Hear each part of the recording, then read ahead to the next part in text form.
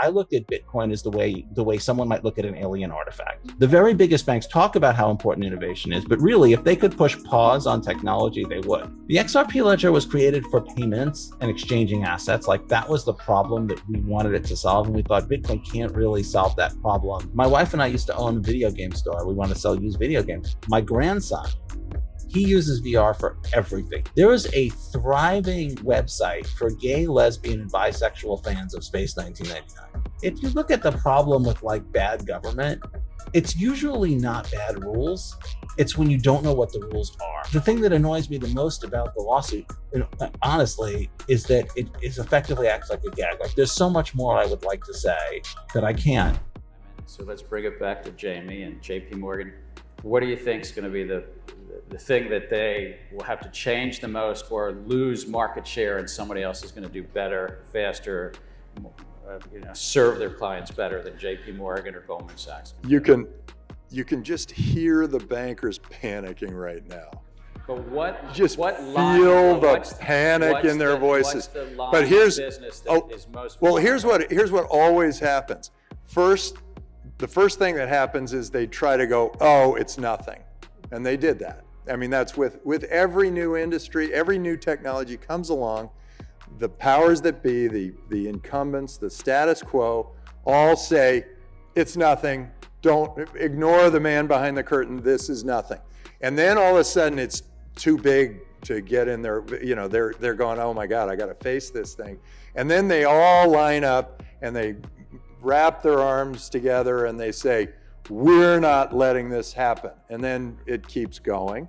And then they say, okay, well, let's sue them. Or let's go get the government. There's another thing they do. They adopt the technology. I think. No, that's at the end. They will adopt this technology. No, this is the last thing they do. No, yeah, it's like it's after. Seven it's stages after. of grief, Right. It's after the press planting. They plant the press stories. They put out lawsuits. They create as much of a fuss as possible. They try to get their government friends involved. And then they go, oh God, this thing's happening. And then they go, okay, what are we gonna do? How do we get it? So then they either make or buy, as all great companies do. They go, am I gonna make this or am I gonna buy it? Am I gonna make an exchange, or am I gonna make a new kind of wallet? Am I gonna bring it in so my clients can use this? I know it's there. I know it's better than what we've got. All at that stage already. I think that's where we are. I think the large exchanges, whether it's NASDAQ or New York Stock Exchange, which is owned by ICE and Jeff Sprecher, who's a wonderful entrepreneur. I mean, I think the Goldman Sachs and so forth, they're kind of there. Fidelity and the asset management, they're kind of there in this. Why do I hold XRP? Because Ripple's the chosen one to lead the new global digital payment system, and they use XRP. Finance is always moving. But is it really moving forward? Or is it just stuck in the same old cycle? Crypto solutions are transforming finance, making it faster and more efficient than we ever thought possible, moving us all into a dynamic new era. Ripple. Crypto means business.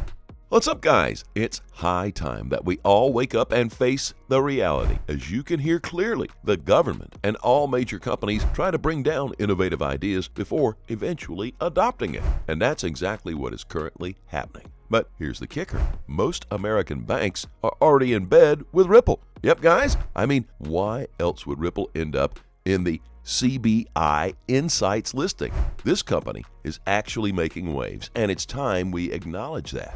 Whether the government wants it or not, Ripple and XRP are here to stay.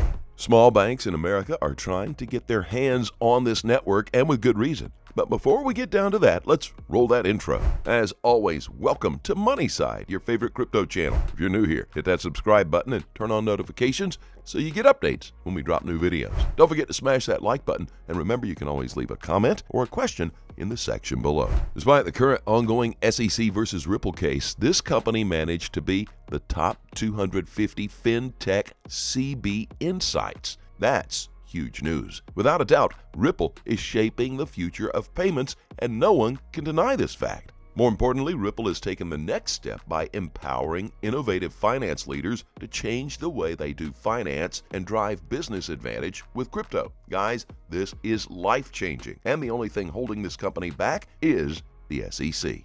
Is helping transform finance businesses today in a few different ways. And I think one of the challenges for the industry has been to focus on solving real problems for real customers. And Ripple, obviously, from its earliest days, focused on the problem around cross-border payments. That's a point of a lot of friction as measured by speed and cost. And by focusing there, we've been able to have a big impact on that, relatively small piece. But I think over the next years, you're going to see many financial transactions where a middleman sits, a middle transaction, an intermediary. Those will get removed, and we'll use blockchain and other digital asset type technologies to remove that friction.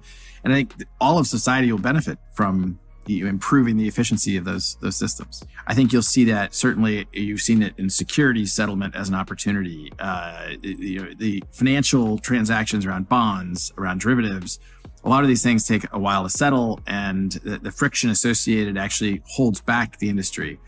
Insurance is an industry I think you're going to see touched. Trade finance is an industry that really Ripple, some of our customers have invited us to participate in. And you've seen experimentation around identity in real estate and title management. And these are all examples where I think it's so hard to predict where this will go, in the same way that 25 years ago, when I first got involved in the Internet of Information, I never could have predicted on my smartphone I'd press a button and I'd have a car picking me up minutes later. I think this will permeate lots of different parts of our society. And here's some insight on the overhyped Kim K case that the whole world has been talking about. Something was off from the start. Take a look at this thread by Charles Gasparino. Charles states, SEC enforcement staffers are complaining that Gary Gensler violated protocol by hyping Kim Kardashian's settlement, appearing on CNBC within minutes of the case being announced. People with direct knowledge tell Fox Business they are calling it a publicity stunt designed to burnish his rep to be named Treasury Secretary. They also say Gensler stealthily approached CNBC for his appearance and created a video on the settlement, an unusual move for chairs who usually allow staff to take credit for actions and pursue broader issues. It's the latest skirmish between Gensler and Enforcement Department that continues to lose attorneys amid complaints about Gensler's management style and workload as the SEC dives into non-traditional areas of enforcement,